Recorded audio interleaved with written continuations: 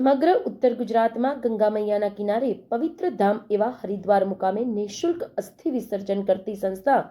My new India trust Visnagar દ્વારા માતા પિતા વગરની અને જરૂરિયાતમંદ પરિવારોની દીકરીઓના સમૂહ લગ્ન સતત બીજા વર્ષે પણ કરીને આ 7 જેટલી વહાલી દીકરીઓના આશીર્વાદ પ્રાપ્ત કર્યા હતા,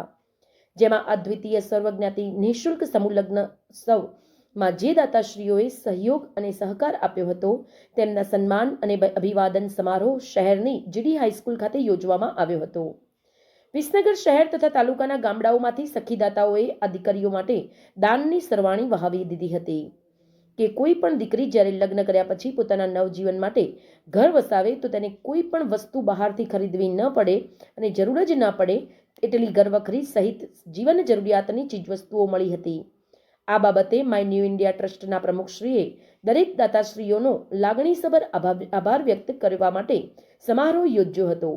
જેમાં વિજાપુર તાલુકાના પિલવાઈના કથાકાર શ્રી કિરીટભાઈ જોશી સહિત તમામ દાતાશ્રીઓના હસ્તે દીપ પ્રાગટ્ય કરીને કાર્યક્રમની શરૂઆત કરી હતી।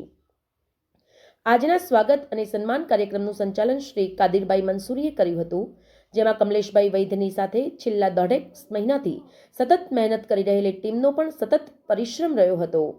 શ્રી કમલેશભાઈ વૈદ્યે માય ન્યૂ ઇન્ડિયા ટ્રસ્ટના સેવા કાર્યોની જાણકારી આપી હતી અને તમામ દાતાશ્રીઓને આવકારી અને હૃદયપૂર્વક આભાર વ્યક્ત કર્યો હતો। ત્યારબાદ માય ન્યૂ ઇન્ડિયા ટ્રસ્ટના પ્રમુખ અને હોદ્દેદારો દ્વારા ઉપસ્થિત યોજાયેલા દાતાશ્રીઓમાં ભોજન દાતા મેલાજી ઠાકોર પરિવાર તેમજ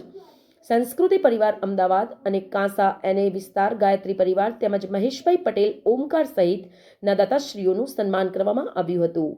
આ અંગે વધુ માહિતી શ્રી કમલેશભાઈ વૈદ્યે આપી હતી।